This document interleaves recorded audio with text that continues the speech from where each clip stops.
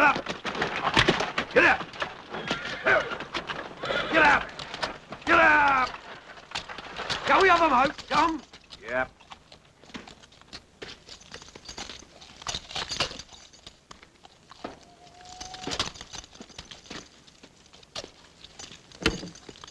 Your pardon, gentlemen, but I'm obliged to ask you to lighten the load up the hill. I think you'll have some slight difficulty in waking my companion. Sir? Sir? Wake up, if you be so kind, sir. No breakfast for me. I never take breakfast. Breakfast?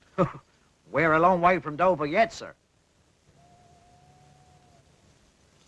Then what the devil's happening? We are mudbound, sir, and have been asked to lighten the load. Ah. Then it shall be lightened.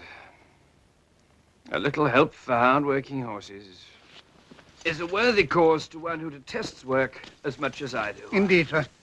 For a man of business like myself, it would be a matter of serious disability. No, I thank you. You, I presume, are not a man of business. Business? Lord love you, no, sir. Nothing nearly so respectable. But you need have no cause for alarm.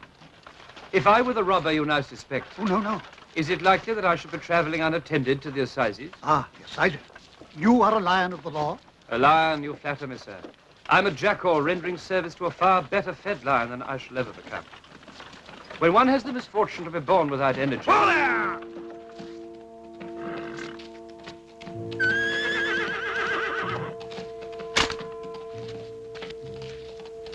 What do you say, Tom? I say it's an horse coming up at a canter, Joe. I say horse coming up to gallop, Tom. Gentlemen, in the king's name, both of you. It would be useless, I fear, to assure you that this is no partner of mine. Ho there! Yep. You! Stand or I shall fire! Is that the Dover Mail? What do you want to know? Have you got a passenger, Mr. Jarvis Lorry? No, Carton. Sidney Carton is my name. I am Jarvis Lorry. Who wants me? Ah, it's Jerry, Master. Jerry Cruncher. I've got an urgent dispatch for you from Tea and Company. I know this messenger well, guard. There's nothing to fear. I belong to Tellson's Bank in London. I'm going to Paris on business. Wait, a crown for a drink. Hello, you! Yes? Come on a foot pace. If you're wearing a pistol, don't let me see your hand go near it.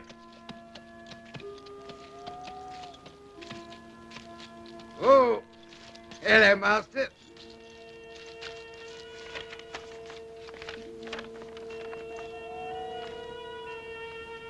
Wait at Dover for Mademoiselle. Recall to life. Beg pardon, sir? That will serve for my answer. Recall to life. It's a blazing strange answer. Take back that message. They will know I received this as well as if I wrote myself. Good night, Jerry. Good night, sir. Recall to life. Good, yes. Come on. Good.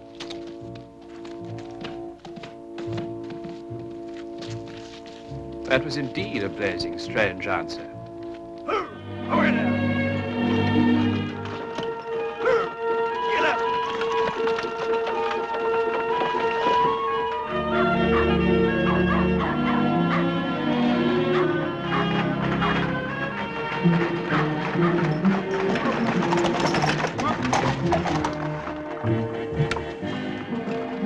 Morning, sir. Morning.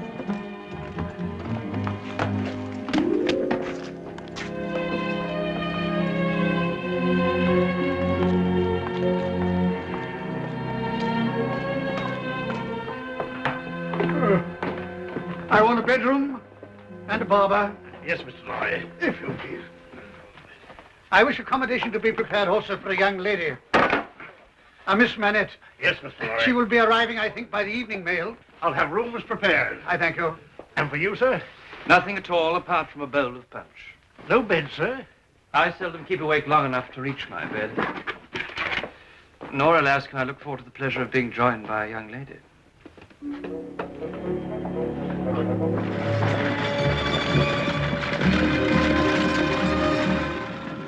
You are traveling home to France, Miss Manette? I'm going to Paris. Oh. But England has long been my home. You know this country well? I used to come here often before the war. It's a pleasure to be able to travel freely again.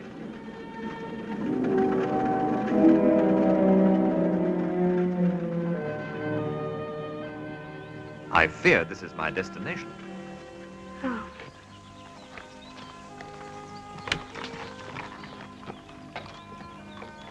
How very rude. May I hope we shall meet again? Perhaps on the package ship tomorrow. It would be a pleasure to me, Mr. Darnay.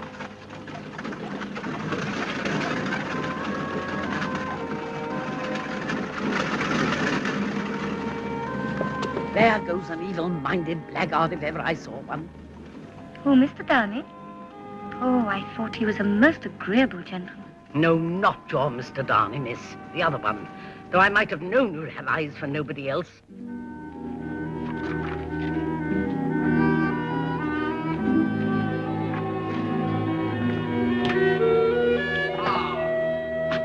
There you are, Sidney. Have you done yet? Yeah. Yes. You've had to bottle, I perceive.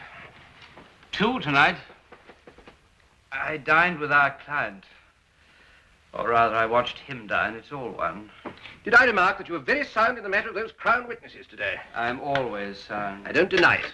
If to your talent you would only add purpose and energy. Pray spare me your favorite example of the man I might have been. You cannot blind yourself to the truth of it. You both began level at school. And even then I did your exercises for you and seldom my own. Whose fault was that? It was your fault, my dear Stryver. It's been in your nature always to be driving and riving and pressing and shouldering to such a restless degree that I had no chance in my own life but in rust and repose.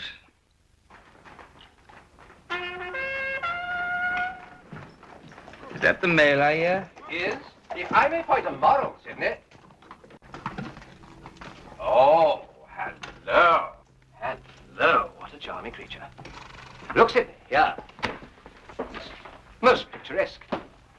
How say you? Oh, come, Sidney, show some taste for once. Isn't she truly delightful?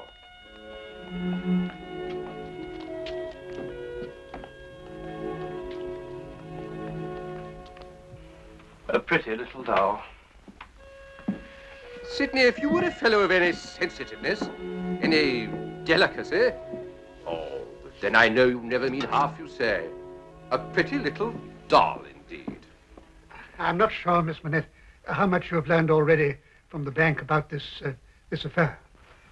Miss Manette, when your father married the English lady who was your mother, I, on behalf of Tellson's Bank, was one of the trustees. Your father, like many other French gentlemen, left his affairs entirely in Tellson's hands. Please understand that I handle this matter as a man of business and therefore a man without sentiment, a mere machine. I'm still waiting for you to begin, sir. Yes, I'm going to. But I find it very difficult to relate this story to you in such a way that you will be able to bear the hearing of it. I can bear anything, sir, rather than the insecurity in which you leave me at the moment. You speak collectedly. That's good. This story is incomplete. It relies largely on some information we have received from a man named Defarge, who was formerly your father's servant. According to this man, Defarge, it appears that one night some 18 years ago, your father, Dr. Manette, was returning home late after attending a case in Paris when he received an urgent summons to the country home of a certain nobleman.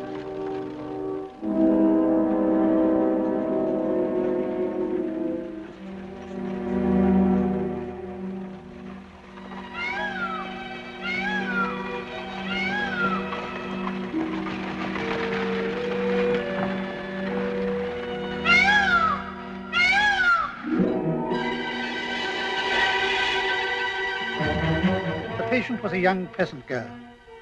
The doctor found her suffering from a high fever of the brain. To keep her quiet, she had been gagged and tied with sashes and scarves. No thought was given as to whether she might suffocate.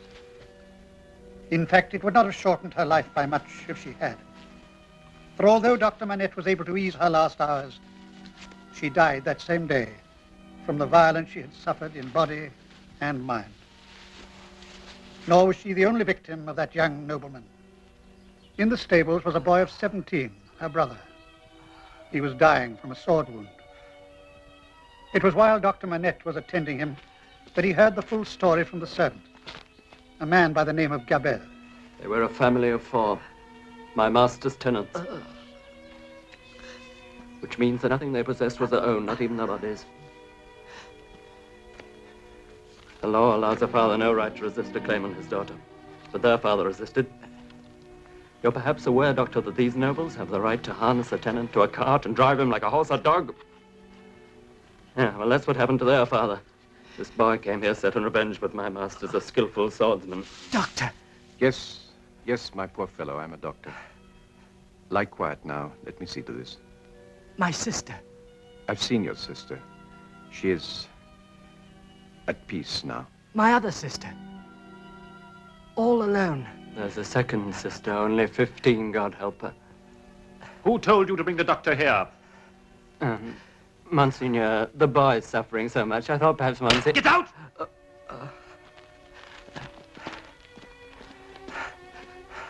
Doctor, you are not summoned here to listen to the babblings of this hind. You promise?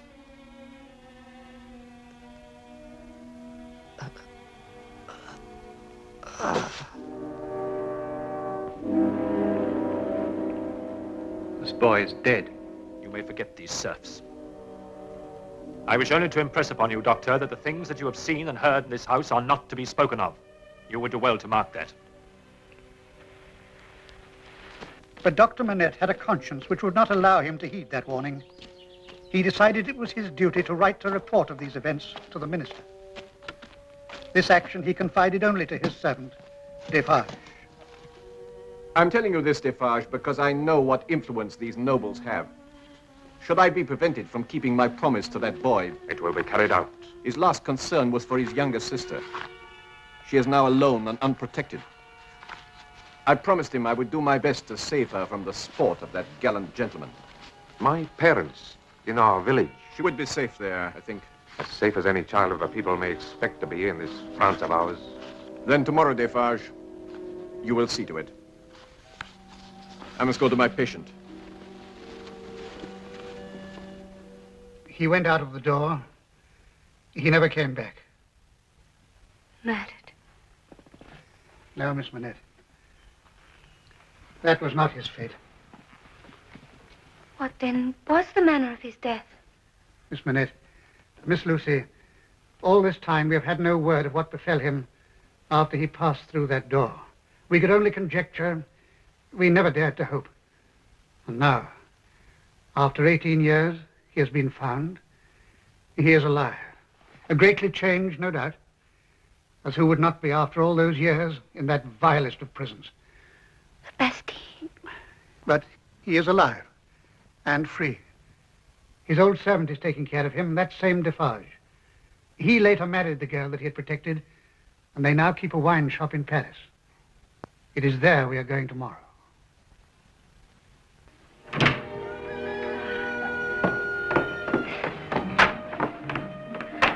Oh, Mr. Darnay.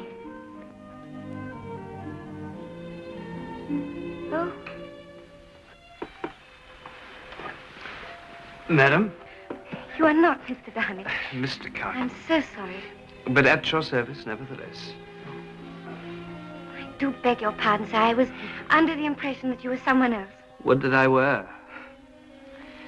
Providing always that my awakening was graced by so charming a lady.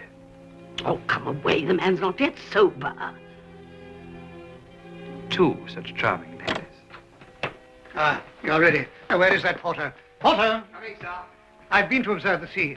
Our crossing, I think, should be tolerable. At last. And the lady's baggage, please. Oh, the good fortune of some gentlemen to be bound for France with a fair lady for escort. We are traveling to Paris, sir, on a matter of business. I see. Then may I wish you an agreeable voyage? And you, sir, an agreeable business trip. Goodbye, Prosie.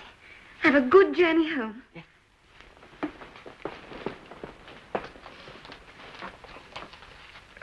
Perhaps I may offer you a small consolation, madam, for the disappointment of being left behind. Disappointment?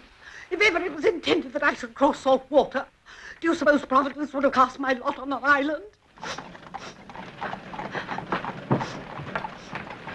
What a strange prejudice. France has so much to commend her.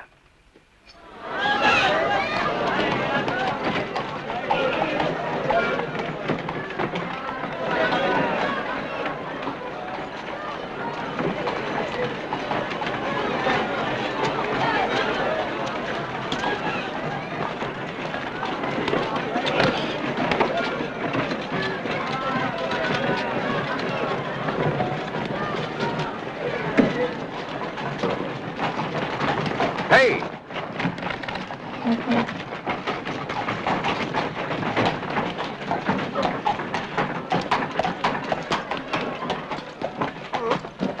One cask only. One only, Monsieur Defoe? Even that is more than they have the money to buy. Ah, the people will soon forget the very taste of wine. Ah, many of them have forgotten it already. Aye, we taste nothing but black bread and death.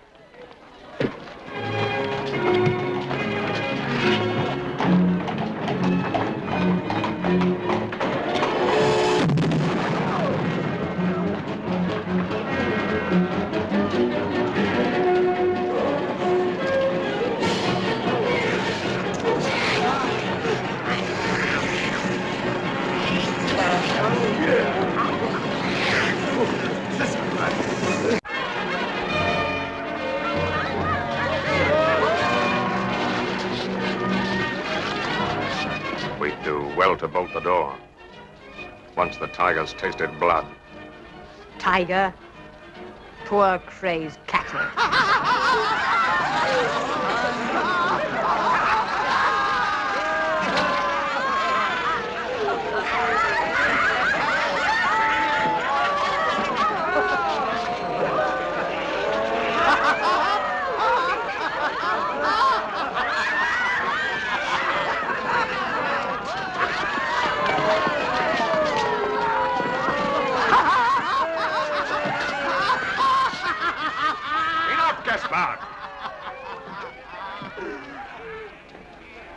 Your pardon, monsieur. Strangers are rare in this quarter. I think you're looking for me, Ernest Defoe. My name is Mr. Lorry. This is Miss Manette. Miss Lucie. My wife.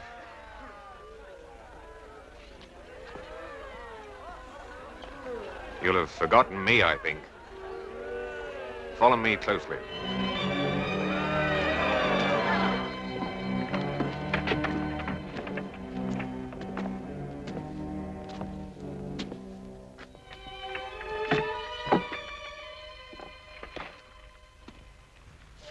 I'm afraid of it.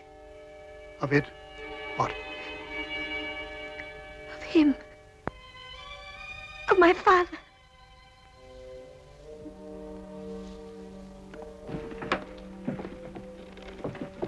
Good day. Still hard at work, I see. Yes, sir. I'm working.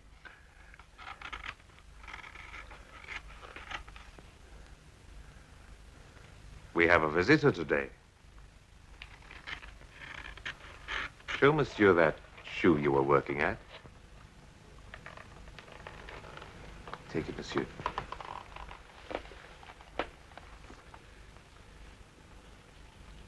Now, tell monsieur what kind of shoe it is. And the maker's name. It's a latest shoe. And the maker's name?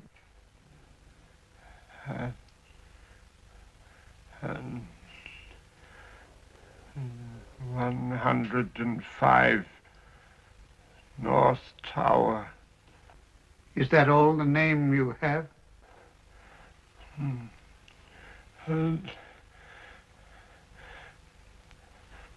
105 North Tower. Monsieur Manette, Do you remember nothing of me? Do you remember nothing of this man? Look at him. Look at me. Is there nothing rising in your mind? You've recognized him, monsieur? Yes. Just for a moment. I thought at first it was hopeless, but just for a moment. Shh. Back.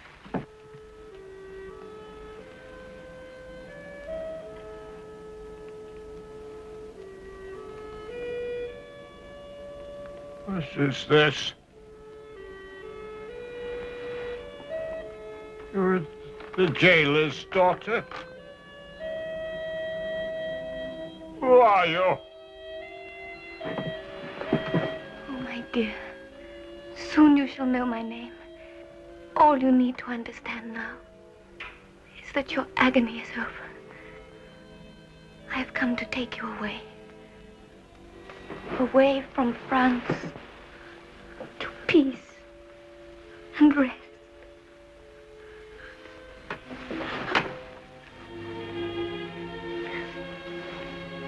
Good gentleman, he understands. Thank God.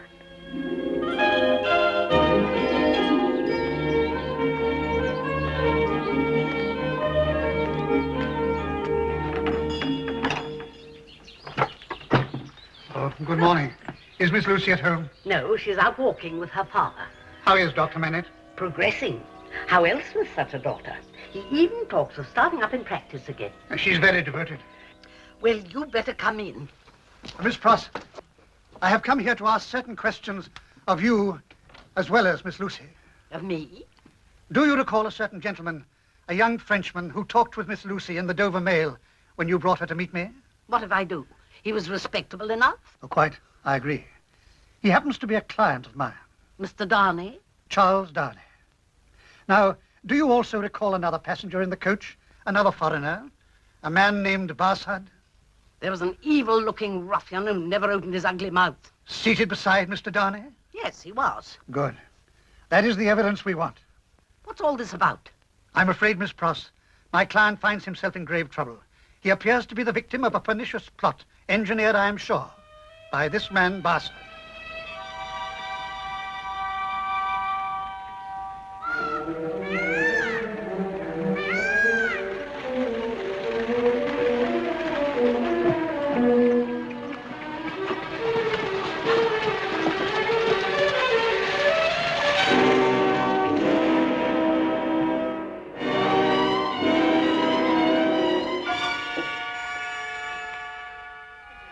What do you want? The Monsieur Barsad here to see you, Monseigneur. Ah. Send him in.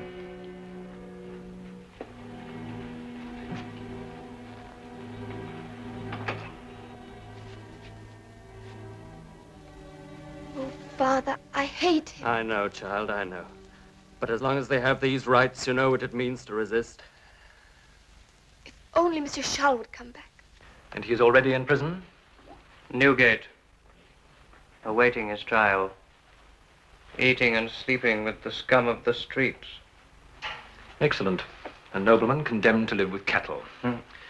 My cousin will at last begin to appreciate the benefits of our own good French system.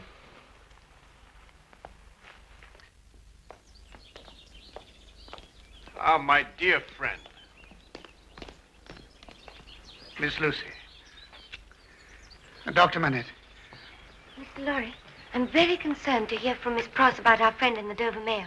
Charles Darnay. Yes. A bad business. He's to appear at the Old Bailey next week. What is the charge against him? Well, he is accused of being in possession of certain secret papers relating to naval matters, which he is said to have been taking with him to France. A spy? I don't believe it. Nor I, miss. I'm sure those papers were planted on his person without his knowledge. I have engaged a very able counsel for his defense, a man named Stryver. Now, this gentleman wishes me to ask you if you would be willing to appear in court in Mr. Darnay's defense. Willingly. Good. Then I shall arrange for you to be escorted there by a messenger of the bank, a man who knows his way about the place. Winchester! Last lady! Off-red tomatoes, the ladder says all fine. Off-red tomatoes, the ladder. Swam ashore from the Alps. Be a long time before he takes a bath again.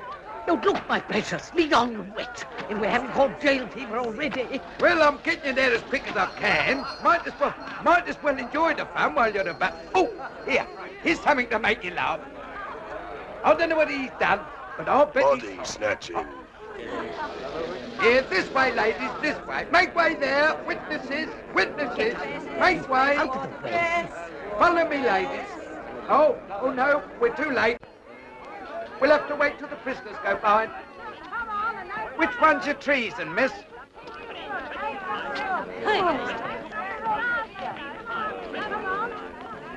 Oh, good-looking young fella.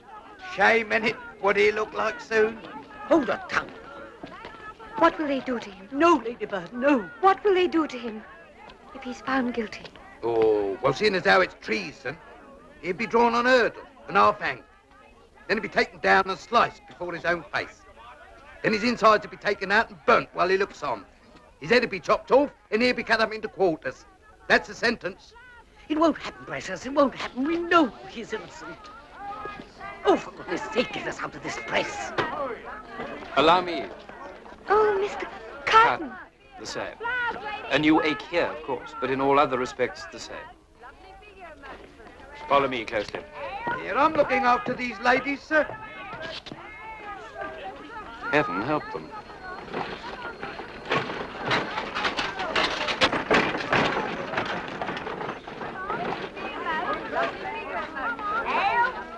That is what we call the Tyburn Mail, a vehicle in which my friends assure me I shall one day have the pleasure of traveling. It's a false assumption. I live by crime in what is not only the easiest, but quite the safest way.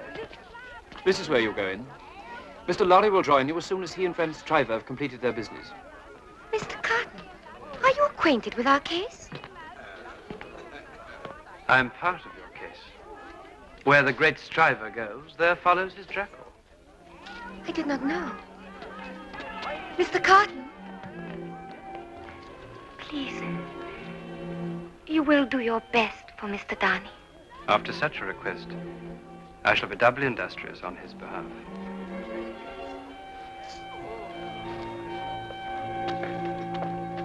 Had you any motive, Mr. Bassett, apart from your sense of duty to your adopted country? Had you any motive at all for denouncing the prisoner? No, sir, none at all. And you were not actuated by any thought of gain? Certainly not. I did only what I thought was right. If I'm offered any reward, I shall decline to take it.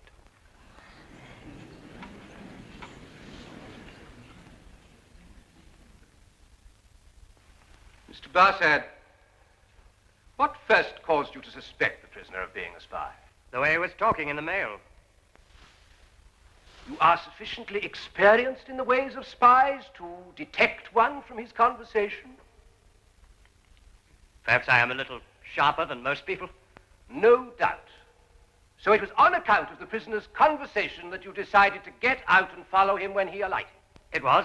As a result of which you saw him handed certain papers by a certain mysterious stranger? I did. You had never seen these papers before? How could I? These papers had never previously been in your own possession? I don't know what you're talking about. I am suggesting that you acquired these papers for yourself sometime previously. And in the darkness of the coach, you transferred them to the person... It's a lie. Transferred them to the person of the man who now stands there in the dock, falsely accused to satisfy your own greed for enrichment. It's a lie, I say, a foul lie. Those papers were given to him in the dockyard, and I wasn't the only one that saw it. I've said already I've no wish for any reward. Miss Manette, we have heard some evidence as to your conversation with the prisoner in the Dover Mail. Is there anything of which we have not heard? It is impossible, sir, to recall every word. Impossible or inconvenient? I will endeavor to refresh your memory. Did you and the prisoner hold a discussion about the recent war with America? Yes, we did. Speak up, please. Now that I have recalled your mind to that event, perhaps you'll be able to tell us what was said about the war with America. The gentleman tried to explain to me Do you mean the prisoner? Yes, my lord. Then say the prisoner. The prisoner tried to explain to me how that quarrel had arisen. He said... Yes? He said that as far as he could judge, it was a wrong and foolish one on the part of England. Silence! Anything else? He added, but there was no harm in the way he said this, if it was said laughingly and to beguile the time. What did he add? He added that he thought perhaps George Washington might make as great a name in history as George III.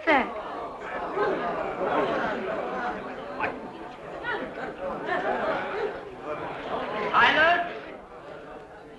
Thank you, Miss Manette. Officer, look to that young lady. Take her outside, see she gets some fresh air. Have we your permission to continue, Mr. Carton?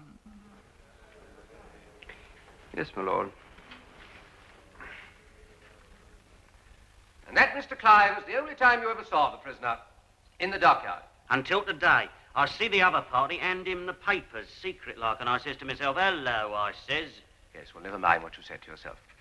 Would it surprise you to learn that never in his life has the prisoner been anywhere near the dockyard in Dover? What a wicked lie. Look at him now and tell me if you're quite sure he was the man you saw. That's him, sir. You're absolutely certain that it was the prisoner? I am, sir. Have you ever seen anyone sufficiently like the prisoner for you to be mistaken? Not as I recall, sir. Look well upon this gentleman, my learned friend here. Stand up, Sidney. Let the witness see you.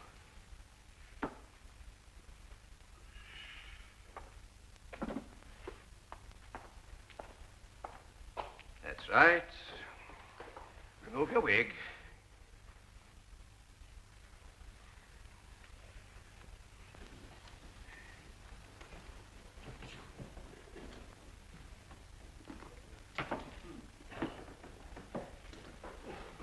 And now look well again upon the prisoner. How say you? Do you detect some resemblance between these gentlemen? There is a likeness. When I now reveal that my learned friend was in fact in Dover on the day in question, would you not agree that you might very well have seen him there and mistaken him for the prisoner?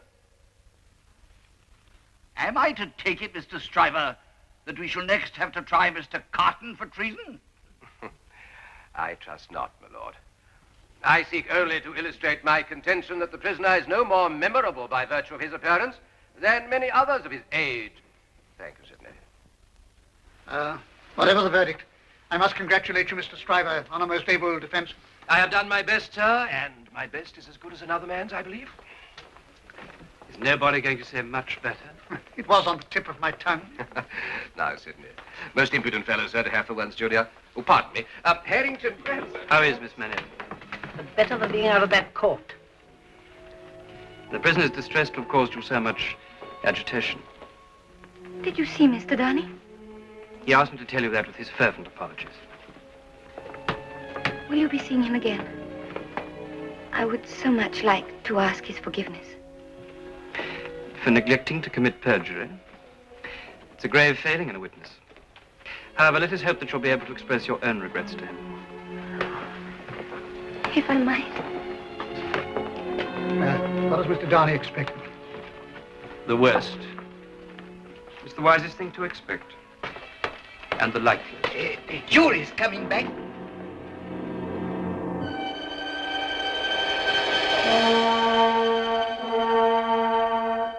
Have you reached a verdict? We have. How say you? Do you find the prisoner guilty or not guilty? Not guilty. Silence! The prisoner is discharged.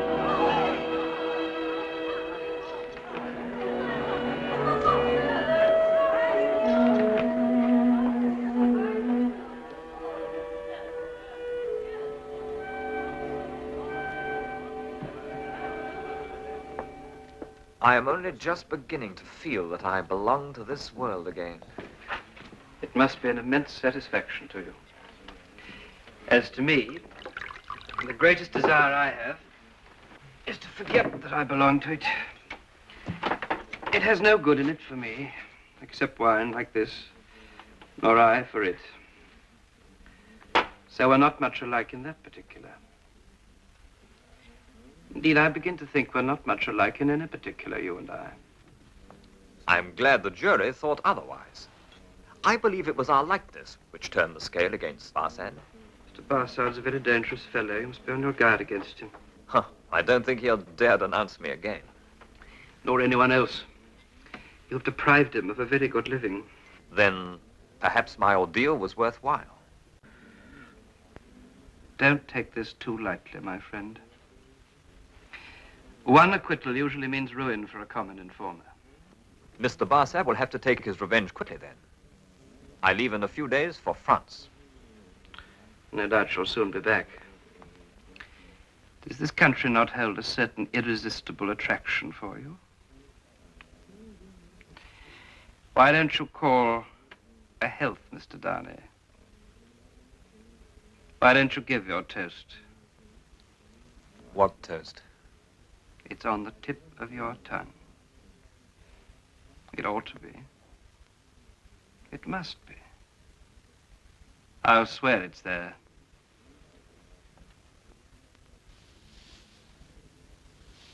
Miss Manette, then. Miss Manette, then.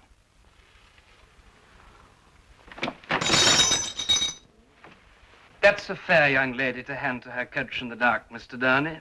That's a fair young lady to be pitied by and wept for by. How does it feel? Is it worth being tried for one's life? To be the object of so much sympathy and compassion, Mr. Darnay? You puzzle me, Mr. Carton. I probably owe my life to you. Yet it now becomes apparent that you have no liking at all for me. There is nothing in your dislike of me, I hope, to prevent my calling the reckoning. Nothing in life to call the whole reckoning? Certainly. Then, drawer, bring me another bottle. Good night.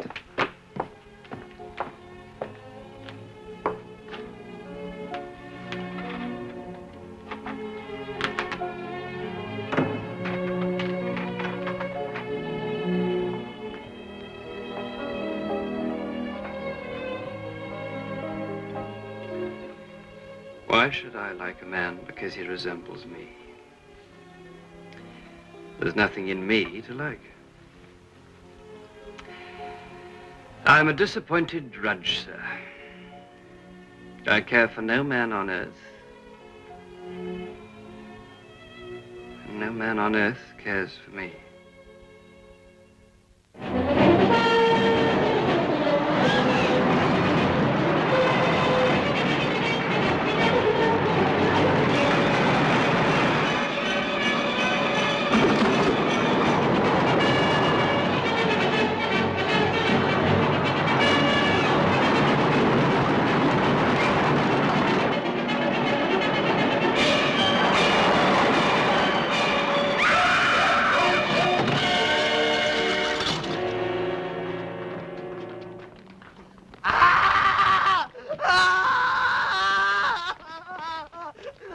What has gone wrong? Pardon, Monsieur le Marquis. It's a child. Why is he making that abominable noise? Is it his child? It is a pity. Yes.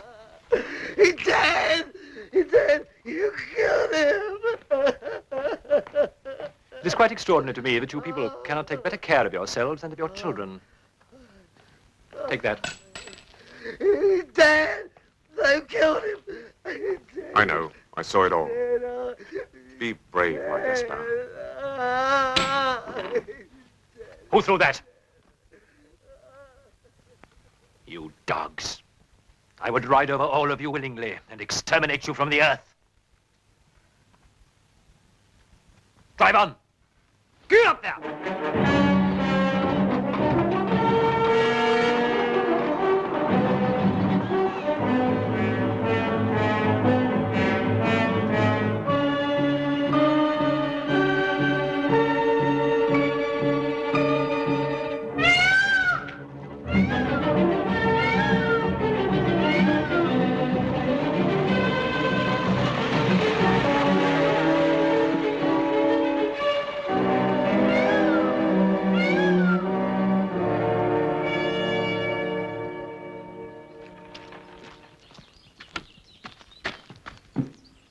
Ah, there he is, fresh from his English jail. Charles.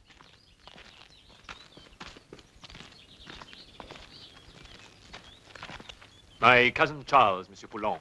My respects, monsieur. Your cousin has been telling me about you. A young man with strange views, eh? I think perhaps he has seen fit to moderate those views after his recent taste of the system in England. To me, it's preposterous that this is a farming estate. Yet, there isn't one single family in the village out there which has even bread to eat tonight. Let them eat grass. That's what I always say. Let them eat grass. Well, Charles, judging from your recent conversation, you do not appear to have learnt very much from your little lesson. You speak, sir, as if my misadventure in England was not entirely chance. I warned you, my friend, I will not tolerate the spreading of disaffection among my tenants. You needn't concern yourself any more on that account. I am here only to collect my few small belongings, after which you'll see no more of me. You will forgive my idle curiosity, but how do you graciously intend to live?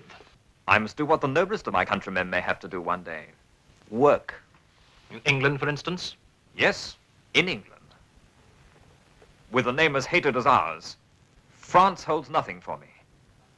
In England, I have another name. You may as well know now, my visit there was for the express purpose of planning my future life. We must not keep you from her a moment longer than necessary. Goodbye, sir. Goodbye.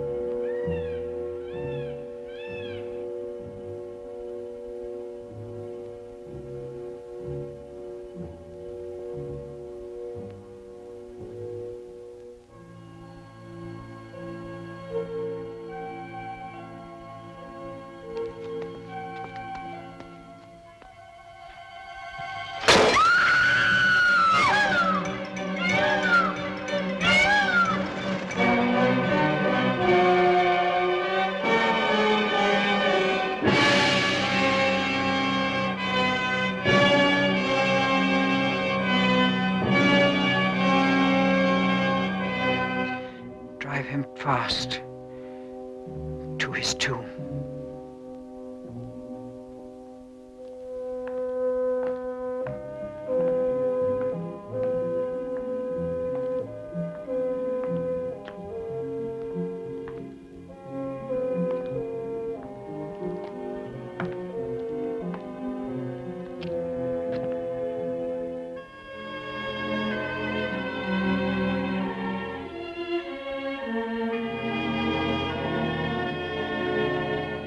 Here again.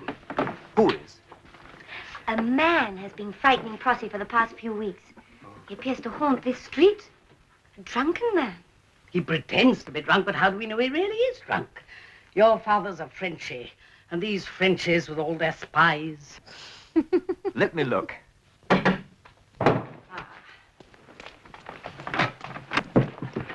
wanted the doctor. Come quick. Yes, I'll come at once, Mr. Miller. You run on back, have some water on the boil. I'll walk with him. Keep an eye on him, just in case. That drunkard's gone. Don't wait up for me. Good night, my darling. Good night, Miss Pross. Good night. Good night, Miss Pross. Doctor, I've been awaiting an opportunity to ask if I might come and see you in private. You're ill, Charles? Oh, no, sir. It's not my health. Ah. Then if it's what I think, you better come before I take surgery in the morning. Thank you, sir. I appreciate your understanding. If you ask me, he's hiding behind that tree. There, he moved. I knew it. He's very intoxicated. Why should a drunken man trouble to hide himself from the doctor, miss? Answer me that.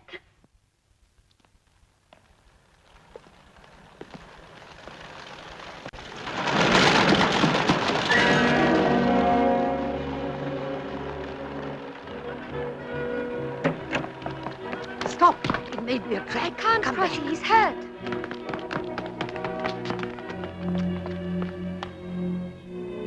It's Mr. Carton. That'll cause more worry for us. He's hurt his head. Lucie. Beautiful Lucie.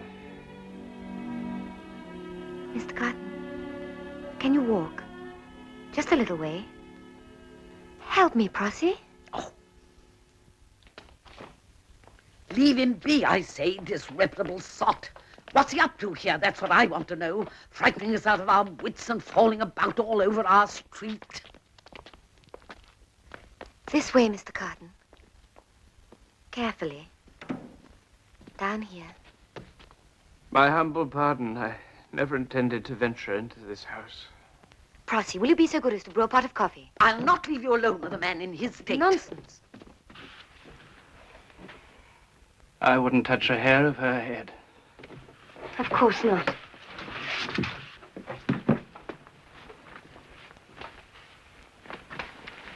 It's a very bad bruise. I must bathe it. And then some ointment. I'm not worthy of your kindness. It's not much to do. Mr. Carton, do you reside hereabouts? Miss Pross believes that she has frequently seen you. I come here every night. Every night? Here? To be near you. Get drunk. Must be near you. My pardon. I alarm you. There's no necessity to be alarmed. I love you. No harm to it. Never ask any return. I did not know. Why should you? It's ridiculous. A beautiful girl. Sweet and beautiful. No good drunken waster. You know what? Head back. If you said, return that man's love. Ridiculous. But if you said that, I wouldn't let you. No, I wouldn't let you. I'd only drag you down into misery, disgrace. Why am I telling you all this? I never meant to speak of it. Now that I know, is there not some way in which I may help you? None hopeless. When I first saw you, I thought, just for a moment, I thought, I knew then. I tried not to think of it again. It's hopeless, too late to start again, to strive again. But you can't, you're young. Too late, a dream, all a dream ends in nothing. But a beautiful dream. You inspired it.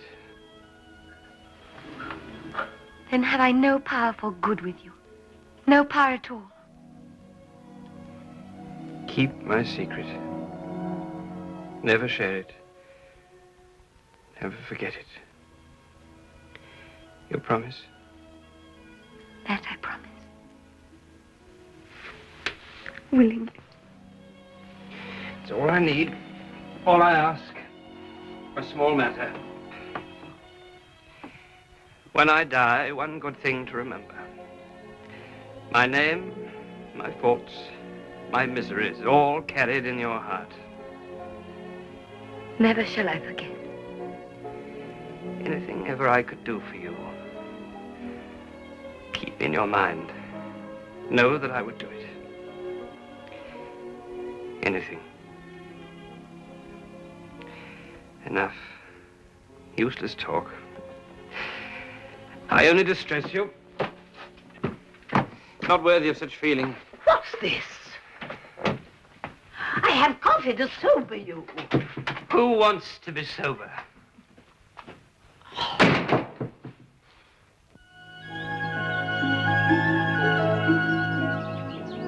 Believe me, Doctor, it's the last thing I want ever to part you from her again. What I ask as a fellow exile is to be allowed to share this new life with you, under the same roof. If Lucie will accept me. Lucie, of course, is the whole world to me. Without her, my return to life would mean nothing. But if you are essential to her happiness, and I truly believe you are, then I must give her to you, Charles. Dr. Manette, I swear you shall never have cause to regret your faith in me. You're no doubt eager to speak to her, and that I think is efficient, I hear. Doctor, before I see her, there is one thing I should tell you. My name as an exile is not my true name. Stop. I take you as I've come to know you, Charles. Tell me nothing more. But, sir... No, don't speak. You've been told what happened to me 20 years ago. If my future son-in-law is a past aristocrat, I prefer not to know it. Mr. Carton. Mr. Carton. Miss Manette, I'm here for a moment only, because I'm not a man who takes much time over apologies. I find myself owing so many that it's easier to dispense with the whole business. Then pray dispense with it. I would, but for one thing. I know from my hazy recollection that my behavior last night was unpardonable. That doesn't greatly concern me, it often is. But you made me a certain promise, which I recall as clearly as if I'd never taken a glass of wine. It shall be respected. Thank you. That was my chief concern in coming here, lest you might simply have been humoring a drunken fool. Is it not often said that the truth emerges at such times? And truly said. Miss Manette, in all my drunken babbling, there was not one false word. That's what I wanted you to know. You may rest assured that I shall never refer to this again. Charles. Come in, Darnay. I was about to take my leave. Goodbye, Miss Manette. Goodbye, Mr. Carton. You're not your usual loving self today, Miss Pross. No invitations to coffee? Oh, wait. What is it now? Something I should have remembered to tell Mr. Darnay.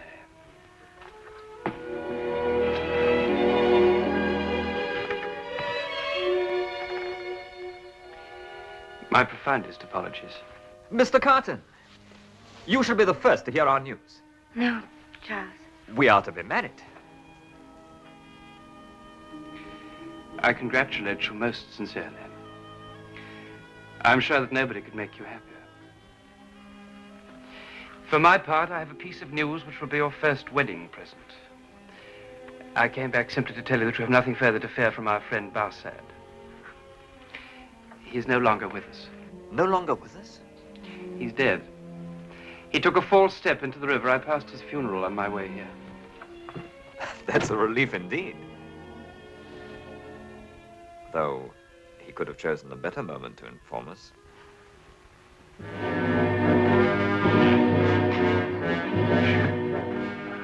You sure this is the right one? Yeah, it's Balset's grave, all right. I saw him buried myself this very day. You said he was only a little one.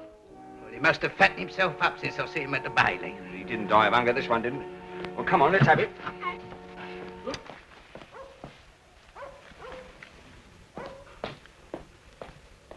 All quiet.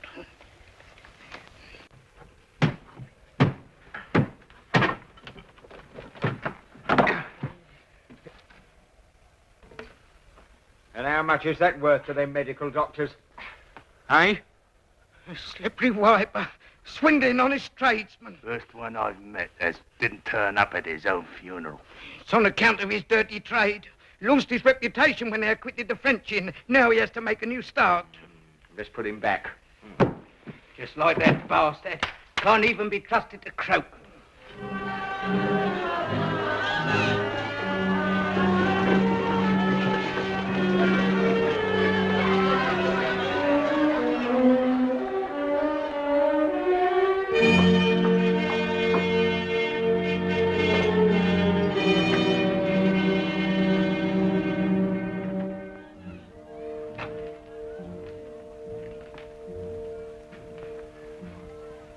Madame.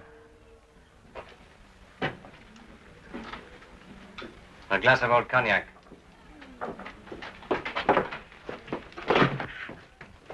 They have taken Gaspard. Oh.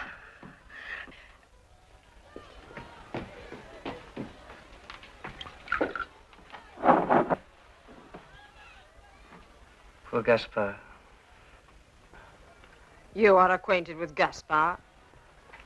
I know him only as the assassin of the Marquis St. Evrémonde. This is my husband.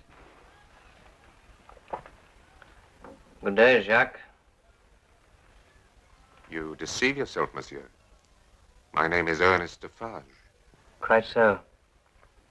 But isn't it the custom for those of certain sympathies to address one another as Jacques? You may address me as Jacques. Who sent you here to spy on us? Madam, whatever gave you such a preposterous idea? No one but a spy of the aristocrats would dare to speak to us like that. Wouldn't a far-sighted person do so? One who sees which way the wind is blowing. What wind, monsieur? You know very well, Jacques. The first puff of that wind swept the Marquis St. Evrémonde to his grave. And speaking of Evrémonde, I think you'll be interested to have news of his cousin, the new Marquis. He's settled in England, we know that. Yes, and getting married. Did you know that, too? You should have, for you're acquainted with his bride-to-be. To whom do you refer? Why, to Miss Manette. Didn't she call here once to claim her father? The poor, oppressed doctor. You see, I make it my business to find out these things. I could be a very useful comrade. Jacques?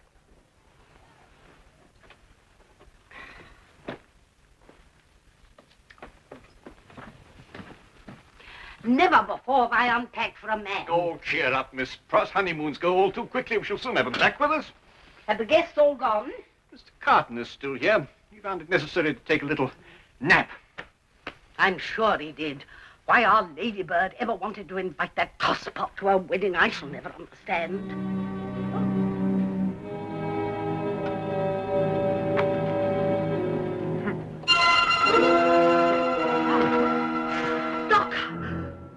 Mr. Carton! Oh, Doctor, what is it? Mr. Carton! Mr. Carton! Oh, come quick here, the doctor.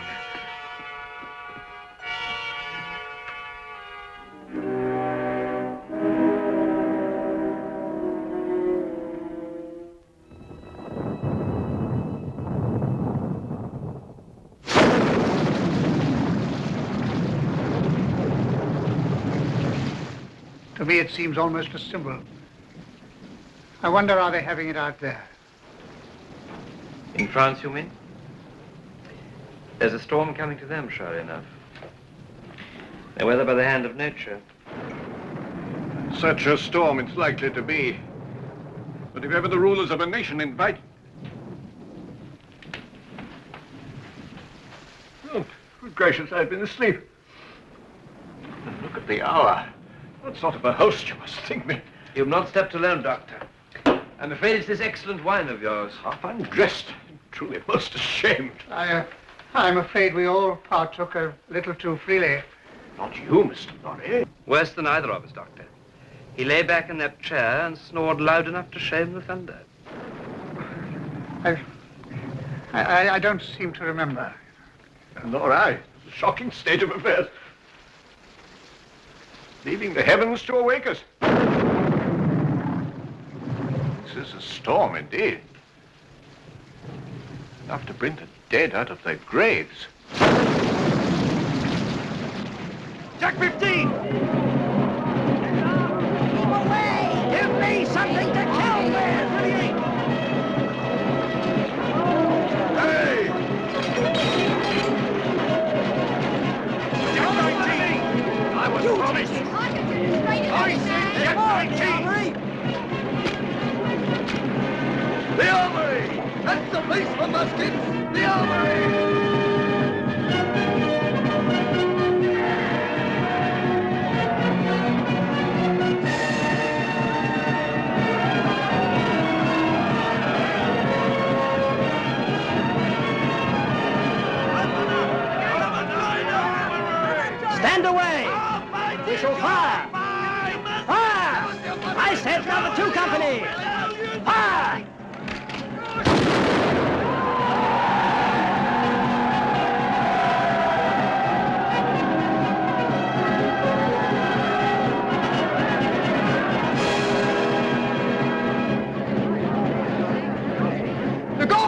police have come over!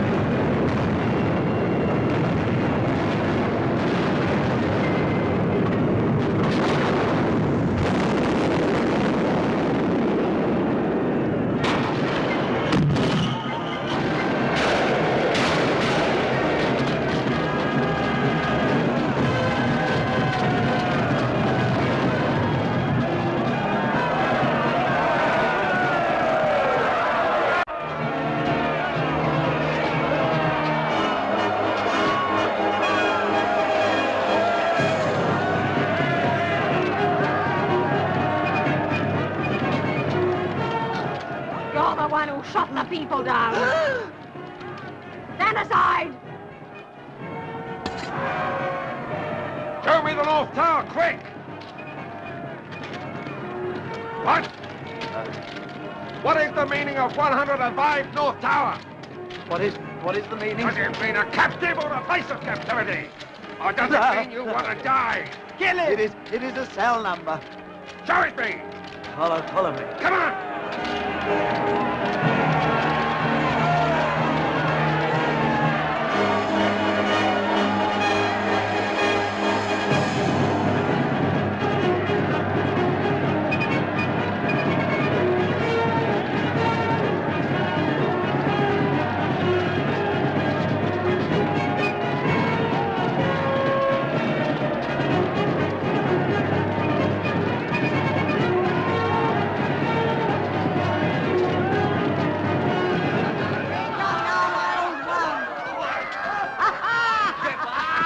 Found it. In 105 North Tower. We've got old Foulon. Foulon? Foulon? He who told us to eat grass. He's eating grass now in the very place we last met him. Hey, citizens, let's get down there. Come on.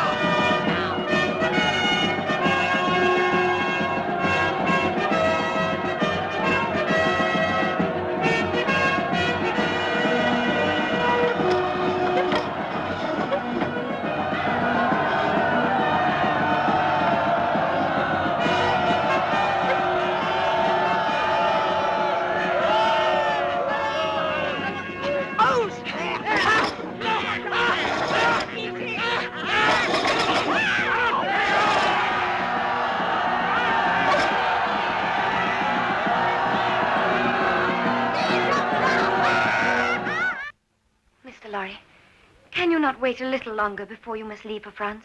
Impossible, miss. If you could see the chaos in our Paris office. Now it's spread to all the countryside, there'll be danger in every mile beyond Calais. I think they'll be too busy with their own affairs to interfere with an old fellow like me. I'm taking Jerry Cruncher with me as a bodyguard. I wish we could make you change your mind. No, I've delayed this visit too long already. Even as I'm talking to you, Paris may be afire or sacked. Our customers' property burnt or plundered. You cannot save it. Maybe not, Charles. But in a tidy business way, I can see that all changes of assets are truly recorded. If there's anything of yours that I may look to... There is nothing of mine in France.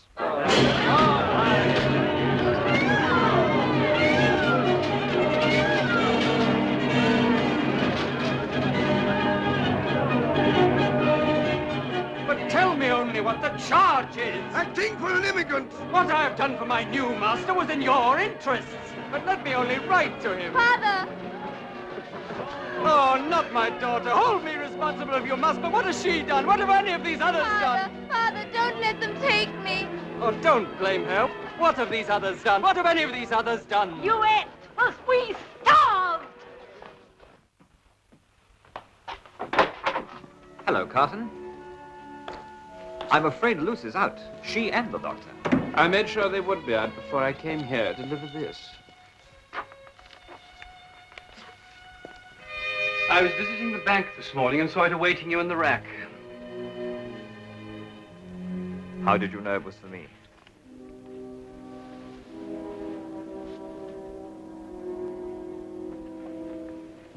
Where did you get that? You were careless enough to have it still among your possessions. How did you come by it? I stole it. I went to your room the night that Dr. Manette was taken sick. Curiosity impelled me to trace its noble origin. And when I saw the same name on that letter and identified you as a French nobleman, I was prepared to discover some episode in your past, some covered-up disgrace, which would explain your rebirth as Charles Darnay. Knowing your dislike of me, I'm sure you would have found it most welcome. I was truly thinking more of Lucie. Then allow me to reassure you. I disclaim my title, and with it my estate, solely because the name on this letter is one of the most hated names in France. Before asking Lucie to marry me, I decided to renounce it completely, wash my hands of it. How simple it all sounds. Far simpler than I'd imagined. Goodbye to France. Farewell to all responsibility. Would you like me to burn that letter? I see now that you have no cause to read it. It comes from Gabelle, the man I left in charge of my estate. I sent him instructions long ago to give the people their freedom. Devil take it! You were right to chide me. Gabelle and his daughter have been imprisoned, taken to Paris and lodged in La Force. He fears for their lives.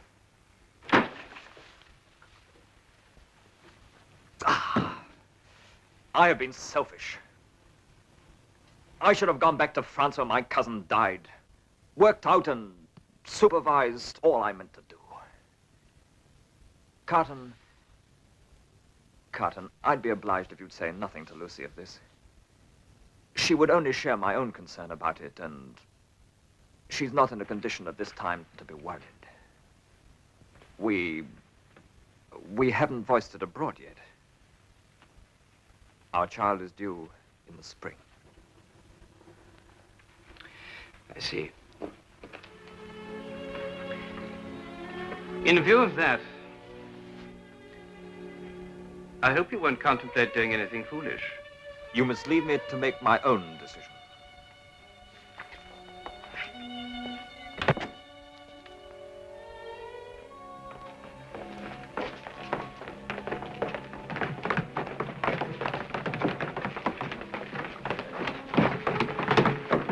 Lucie. Oh, Sidney, forgive me for disturbing you at your work. My work? But you did once say if there was anything you could do for me.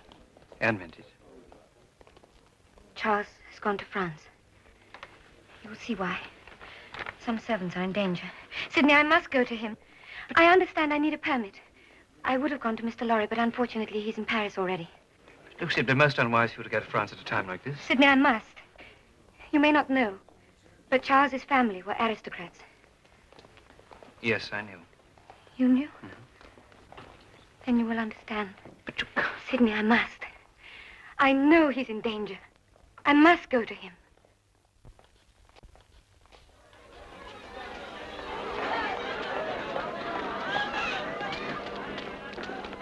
Has he arrived in Paris by himself? He did. Bring him to me. Yes, sir. Is Citizen Defarge here? Yes. Another from the list supplied by your excellent wife. Charles Darnay, or as he would prefer not to be known, the Marquis St. Evrémonde. Darnay? But I thought he was lost to us, living in England. Your age, Evrémonde. My name is Darnay. Your age, Evrémonde. 27. Married, Evrémonde? Yes. Where is your wife? In England. Without doubt. You're consigned, Evrémonde, to the prison of La Fosse. Just heaven. Under what law? For what offense? We have new laws, Evrémonde, and new offenses since you were here. I invite you to observe that I have come here voluntarily, in response to this written appeal of a fellow countryman. That's no interest of mine. I surely have the right to be heard. Immigrants have no rights, Evrémonde. There's a new decree confiscating their property. But I have no property. And condemning to death all who return. Take him away, Defarge.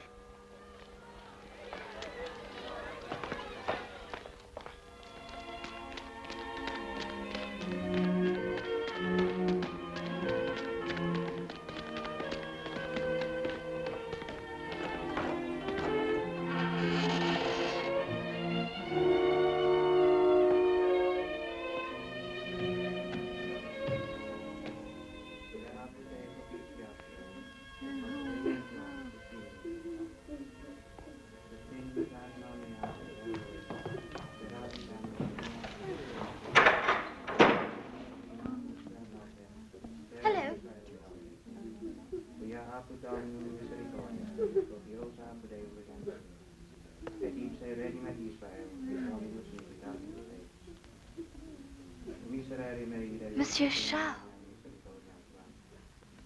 Marie. It's good to see a friend. Though I wish it was somewhere else. Tell me, your father? Ah, I'm too late. Yesterday, I asked to be tried with him, but they wouldn't listen. Thank God at least for that. My cause is yours, Marie. And it's a good cause. We'll go out free together. You do not know them, Monsieur Charles. What did he ever do except be kind? Oh, I loved him so.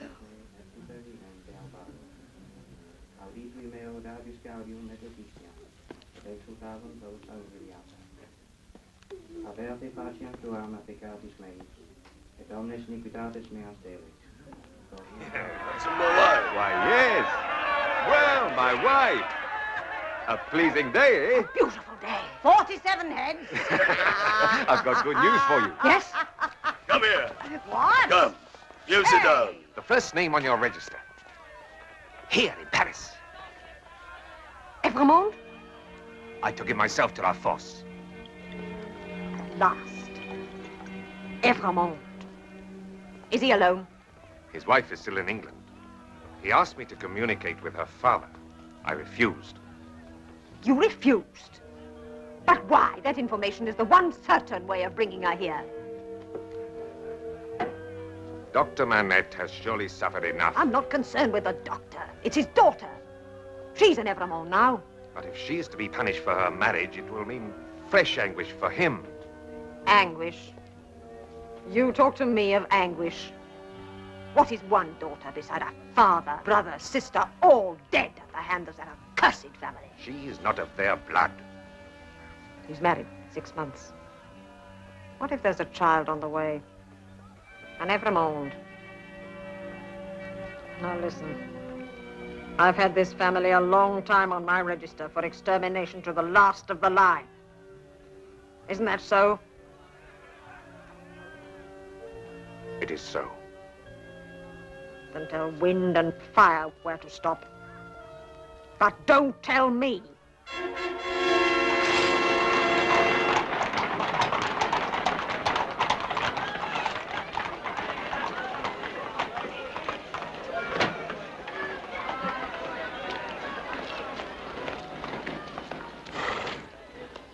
Alexandre Manette? Yes? French? Physician? Good. Lucie Darnay, French. This is my daughter. Emily Pross. English. Yes, and proud of it. Is this your first visit to France? It is, and I hope my last. Prossie. She's my companion. Oh. Sooner yours than mine. Where is the fourth passenger? Hey! Wake up! Come on, wake up! Patience, my good citizen, patience.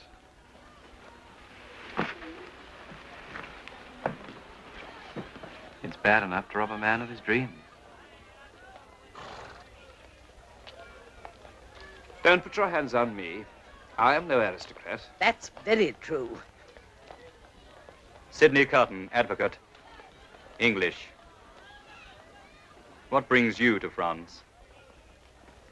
Your wines, my good citizen. What else?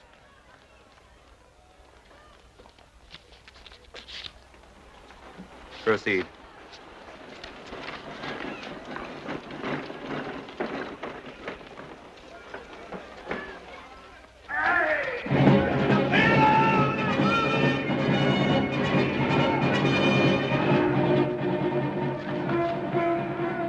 They're back, Master.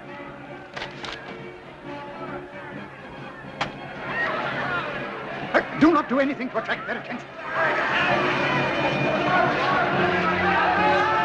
Ain't there no way of stopping them coming here?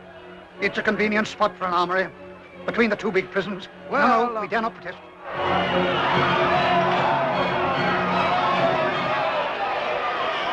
There's blood on them blades. It's too horrible to watch. Yeah, it is, isn't it? I'm like you, Master. Scares me to the marrow, but I just have to gotta keep on looking.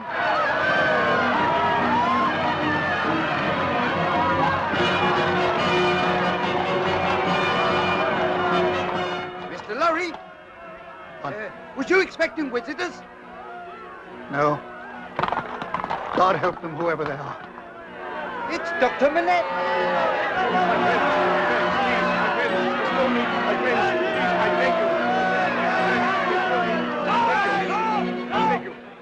This is a prisoner from the Bastille. It's true, friends. 18 years in the Bastille.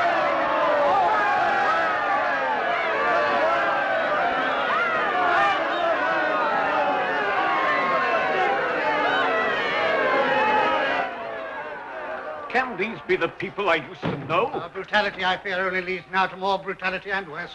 They can't even wait now for their prisoners to be tried. Oh, don't heed it, my precious. What would a banker know about it? What have I said? Charles Darnay is a prisoner in La Force. Oh, may heaven forgive me. We've searched everywhere he might have been. We had this news but an hour ago. Dr. Manette hopes to plead for him at the tribunal. That's why we've come here. Well, then all will surely be well, judging by the esteem they show for him.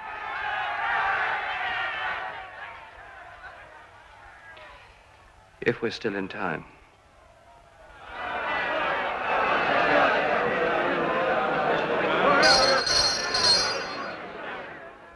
Any help I gave my father, sir, was only for the good of our neighbors.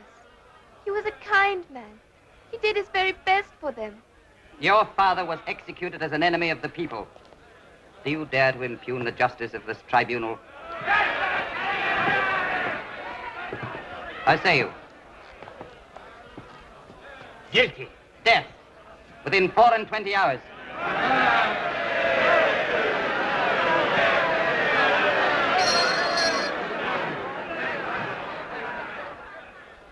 Charles Evrémonde, called Darnay.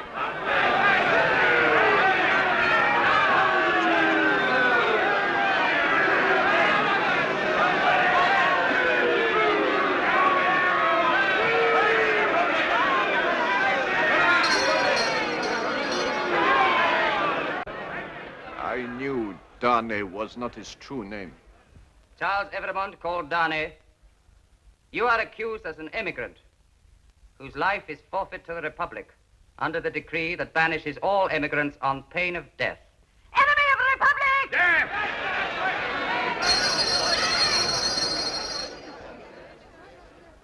What have you to say, emigrant? I submit that I am not an immigrant.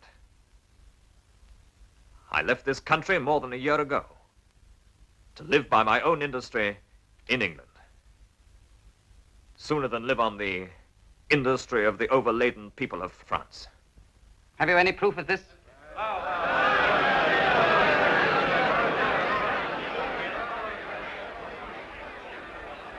Yes, I have. The truth of my statement will be confirmed by Dr. Manette, the good physician who sits there.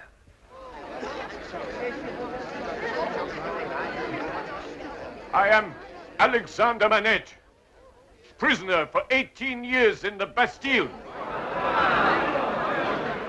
I was released nearly 2 years ago and settled in England.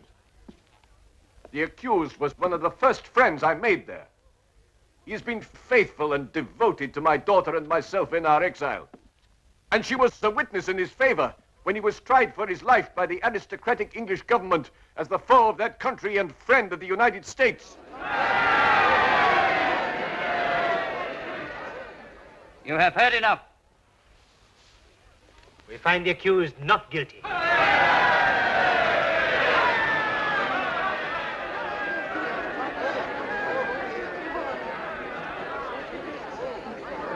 Stop! Hold the accused. You have a further charge? The accused is a denounced enemy of the Republic. An aristocrat. One of a family of tyrants. Denounced secretly or openly? Openly, Mr. President. By whom?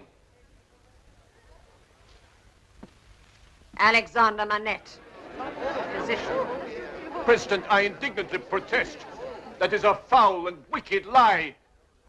The accused is the husband of my daughter. Who would believe that I could denounce my own son-in-law? They will believe it when this document is read. What is this document? President, I knew this Bastille prisoner, Alexandre Manette, had been confined in a cell known as 105 North Tower. On the day the Bastille was taken, I examined that cell. Hidden in it, I found that document. It bears the writing of Dr. Manette, which I know well. I ask that it now be read. I, Alexandre Manette, unfortunate physician, native of Beauvais and afterwards resident in Paris, write this melancholy paper in my doleful cell in the Bastille during the last month of the 10th year of my captivity. I write from the fear that soon my failing memory will erase from my mind the events I wish to record, lest the crimes of my oppressors be forever buried.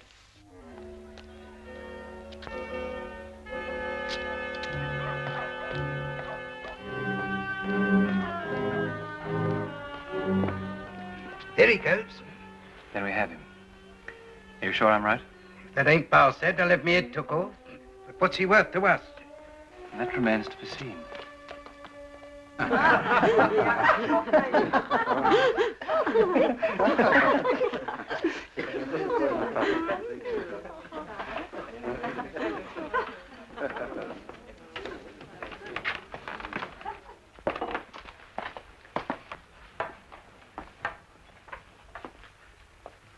Mr. Barsad, you remember me? You mistake me for somebody else, monsieur. My name is Solomon, Jean Solomon. I beg your pardon, that was tactless. You would appear to have become a person of some importance, Mr. Solomon.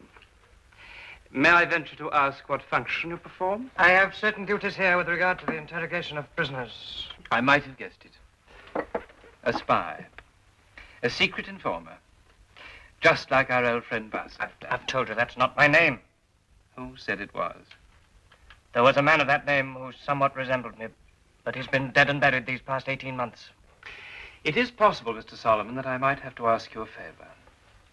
Some slight recompense for my tact in forgetting certain particulars of your past. Don't you dare to threaten me, Mr. Carton. You remember my name. I am flattered. I'd have you know that I stand in high regard here amongst the people who count. Excellent. That makes your friendship all the more valuable. Regard it as a game of cards. The stake that I resolve to play for, in case the worst happens, is a friend among the people who count. And the friend I propose to win, Mr. Solomon, is you. You'll have to hold a good hand, Mr. Carton. I do. Firstly, I'm an Englishman with no axe to grind in France, and no cause to represent myself under another name. That's a very good card. My second one, Mr. Solomon, now in the employ of the Republican French government, was formerly Mr. Bastille, in the employ of the aristocratic English government, enemy of France and freedom. That's an even better card. You think I should play the ace, Jerry? You play it, Mr. Carton. Then fill up our friend's glass and let the ace be played quietly. That same Mr. Barsad was at one time in the employ of no less a personage than the late Marquis St. Evrémonde. For the love of heaven, be quiet. I think Mr. Solomon requires his cognac, Jerry. What do you want from me? Nothing at all, I hope. That will be determined by events now in progress. I was brought to my living grave here in the Bastille with only one remaining hope, that my servant, Defarge, may have been successful in saving the poor, hapless girl who alone was left of the family exterminated by that young nobleman. He and his descendants, to the last of their race, do I now denounce to the times of I denounce them to heaven and to earth. This is a tragic and frightful testimony indeed. But in the name of justice, I must observe that Dr. Manette, either by reason of his failing memory or because it was unknown to him, makes no mention therein of the name of this nobleman he has denounced. I will name him. And no one in the world has better cause. For I was that young girl who was the last one left alive in that family. It was I who was rescued by Defarge and brought up in the village by the fishermen. That father, driven to death in the shaft, was my father. That mortally wounded boy in the stables was my brother. And that poor, outraged peasant girl was my sister. Do you think I haven't cursed again and again the name of that vile monster? He was the cousin of the accused. The Marquis St. Evrémonde.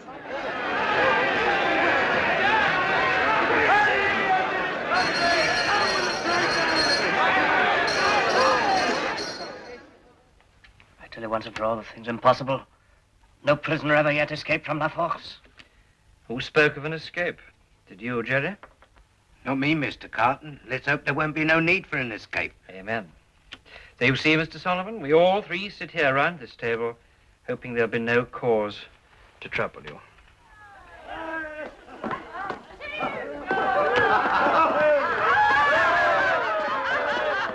Is there a verdict in the Evrémonde trial?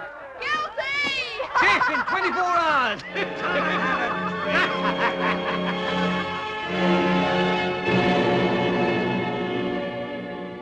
It seems, Mr. Solomon, that I shall have to ask you that favor.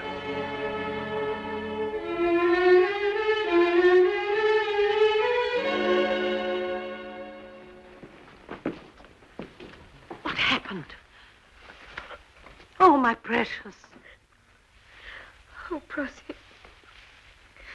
My father is ill. The shock. If he could only regain the power of speech. He must have some sleep. And after he's slept, perhaps. You must rest now. Come.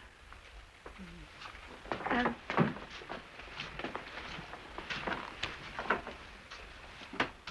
It's happened again. I feared it when that vile woman denounced the family of Evrémonde. The family? Well, you heard it yourself. I wasn't there at the end. You weren't there? I heard the verdict from the rabble in a wine shop. You're disgusting. Forget about me, I'm of no importance. Did you say the whole family was denounced? To the last of the race. You realize, I suppose, the danger in which this puts Lucie? Oh, thank God her relationship is by marriage only. Lucie is carrying a child in Evrémonde.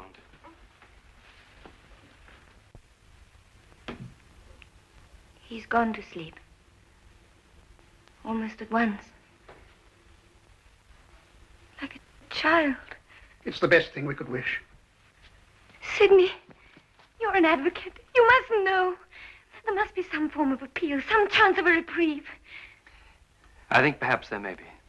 Do you? Do you really believe that? We shall do all that's humanly possible. Better get a little sleep yourself now. He wouldn't want you to fret and worry. No. I think perhaps I may sleep. Now. Lucie.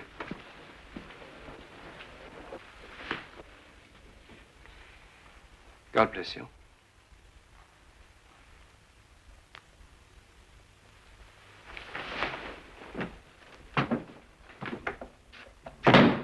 How can you be so unkind, so heartless? You know as well as I do, there isn't a chance of stopping this execution. None whatever. Then why raise the poor child's hopes? Mr. Lorry, you could waste all night taking me to task, and we haven't that much time. Will you please attend to everything I have to say? Ask me no questions, and give me the promise which I shall exact from you. I have a reason. You understand now that Lucie is in grave danger. It depends upon you, and you entirely, to save her. Heaven grant that I may, Carton. But how? I shall tell you how. I don't think I could depend upon a better man. Early tomorrow, have a coach and horses ready for a rapid journey to the sea coast. Then it's been starting trim at 10 o'clock. It shall be done. Tell Lucie tonight what you know of the danger to her child. Say that her father's in danger too. Press upon her the urgency of leaving Paris at that hour. Tell her it was her husband's last arrangement. Tell her that more depends on all this than she dare believe or hope. I will. See Lucie and her father into a coach out here in the courtyard. Take your place with them. The moment I come to you, take me in and drive away. I may not be in a condition to assist you. Don't look at me like that. For once in my life, I am quite sober and deadly earnest. Promise me, solemnly, that nothing will make you change my instructions. I promise. Here, then, are my papers. Take them and keep them with the rest. You may need them tonight. It's dangerous to be abroad in Paris without papers. You are not to question my instructions. Remember your promise. I shall remember it. I hope to do my part faithfully. I hope to do mine.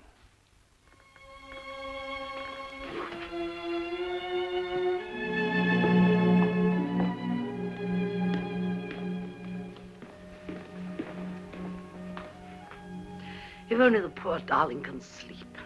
Ah, that one's a lot of good at a time like this. Going out now to get drunk, I suppose. No, Miss Pross, no. Not this time. The bravest and best of us all.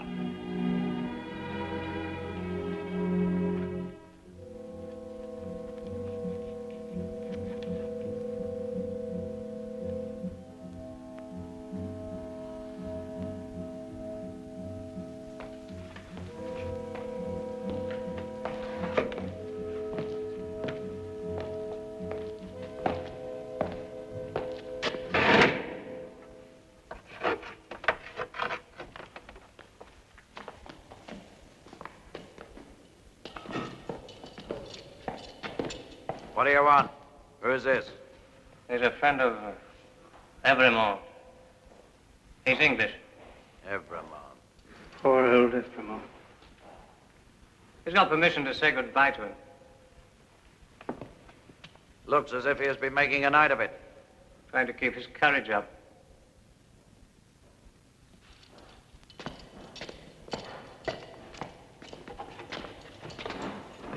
Remember, a few minutes only. Carton! Of all people on earth, you least expected to see me. I cannot believe it to be you. You're not a prisoner. No, I'm accidentally possessed of a power over one of your guards here. Darnay, I come from your wife. You must do everything I ask without question. Put on this coat. Carton, there is no escaping from this place. It can't be done. You'll only die with me. No, it's madness. It would be madness if I asked you to escape, but do I? If I ask you to pass that door, tell me that I'm mad and refuse me. Carton, dear Carton, Whatever you have in mind, I implore you not to add your death to mine. You mistrust me. Take that pen, sit down, and write as I dictate. Hurry, my friend, hurry. Write exactly as I speak. I knew it was not in your nature to forget the words which passed between us long ago.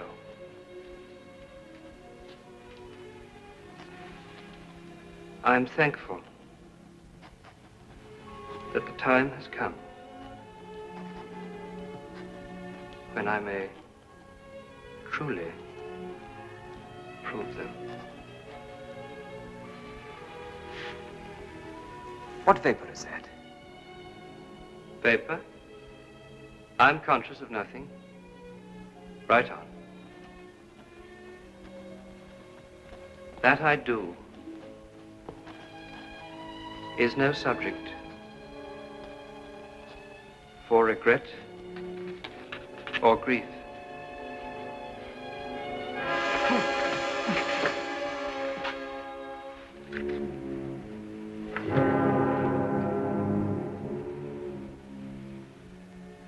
Let there be no grief.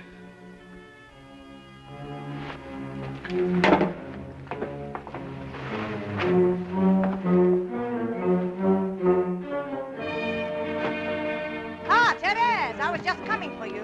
I saw you here. I've some business to do before I go to the guillotine today. But today is your day of days.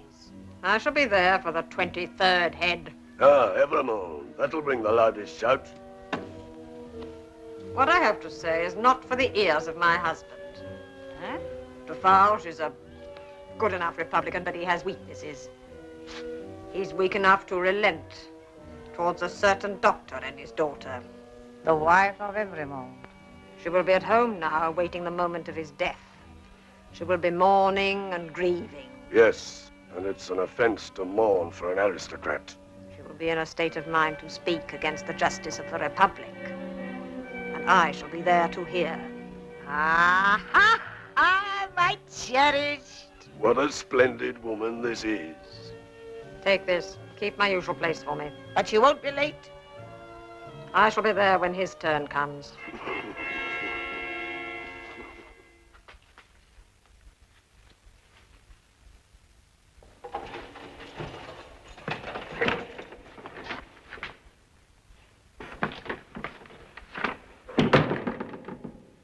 You see?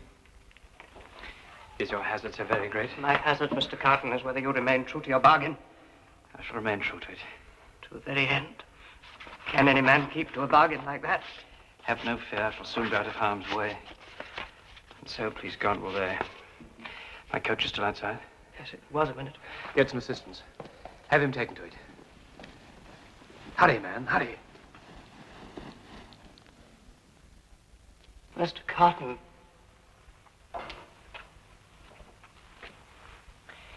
Tell them to take him to Tilson's bank. He has friends there.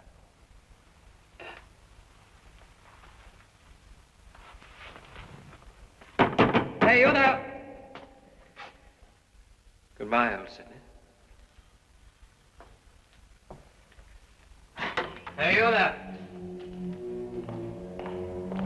Gentleman needs a bit more help this time. Out like a light. I'm not surprised the load he had when he came in. I wish I were rich enough to stick like this one.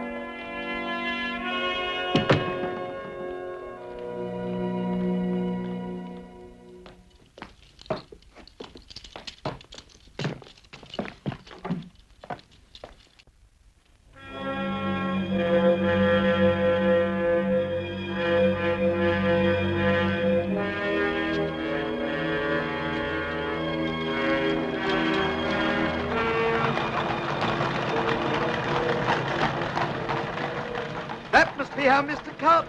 All right, put him in this coach. He can sober up on the journey. Right? You have your papers all right? And Jerry's? Yes, don't bother about us. We can look after ourselves. You and Jerry will follow in the second coach. Now go and send Miss Lucie out immediately.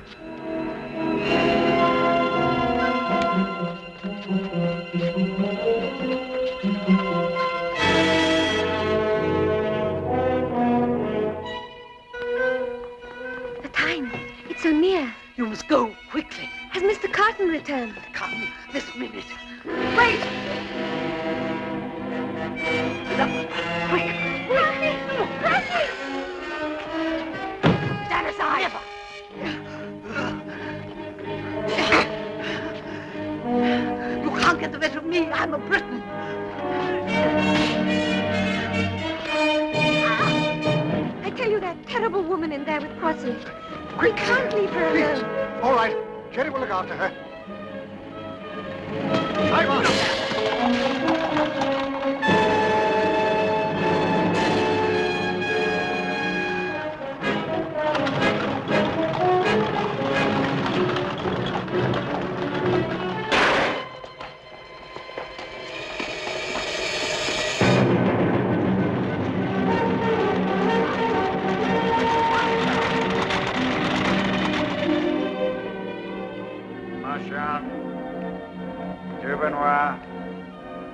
Garneau, Gabelle.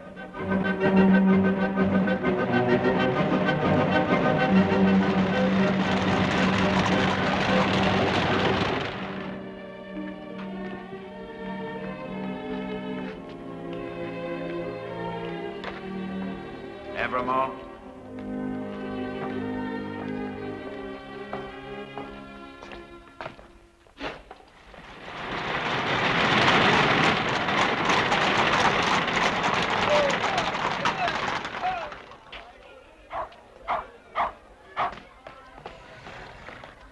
Four travellers to England.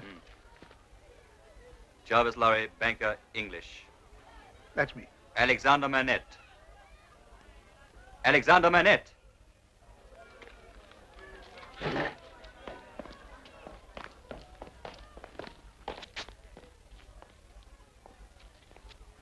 Alexandre Manette.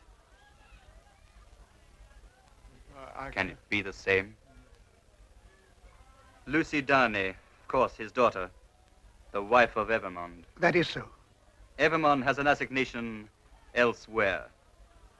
Sidney Carton, advocate, English.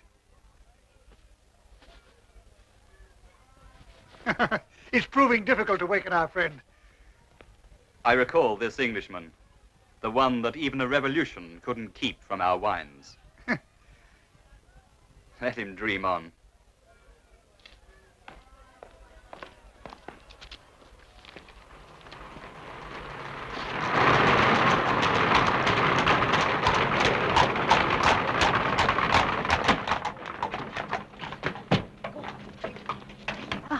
That's it. Ah.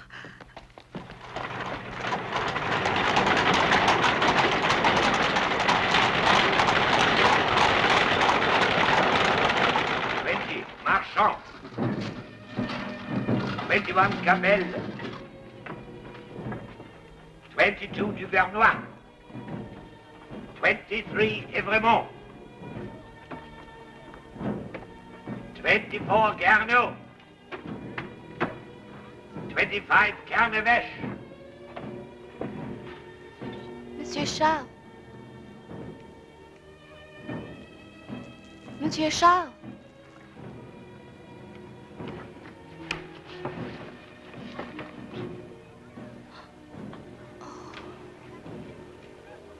I thought you were Citizen Evrémonde.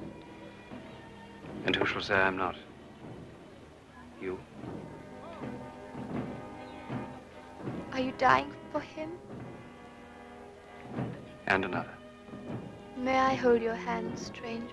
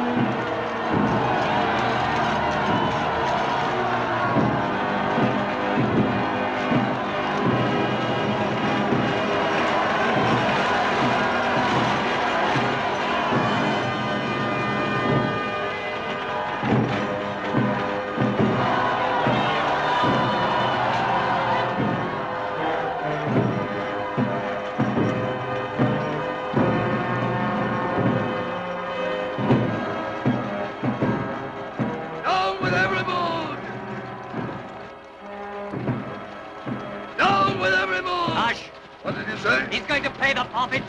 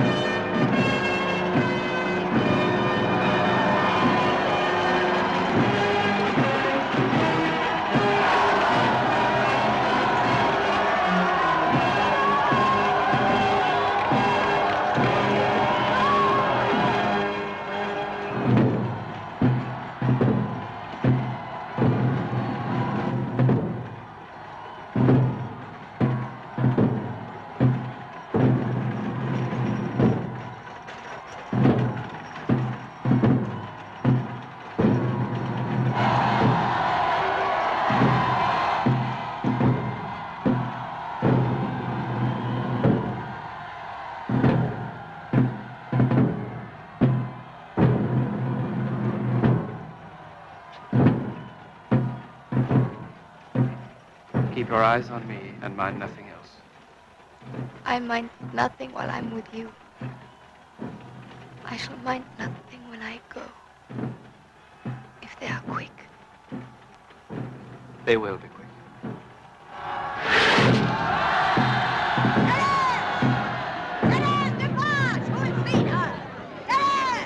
She's never missed before. No, she won't miss this time.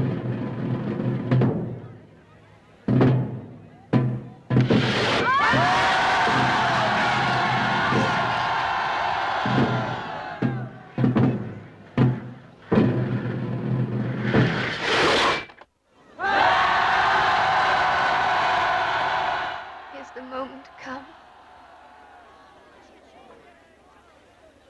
It's come.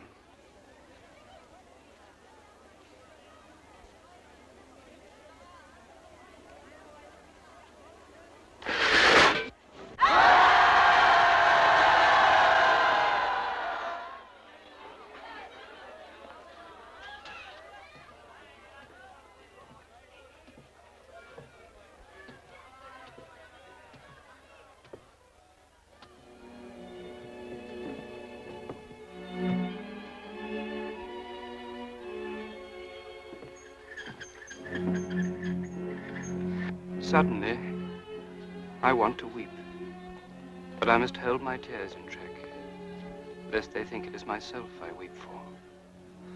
And who would weep for Sidney Carton?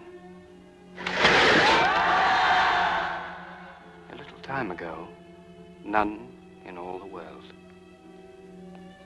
But somebody will weep for me now. And that knowledge redeems a worthless life. Worthless, but for this final moment, which makes it all worthwhile. It is a far, far better thing I do than I have ever done. It is a far, far better rest I go to than I have ever known.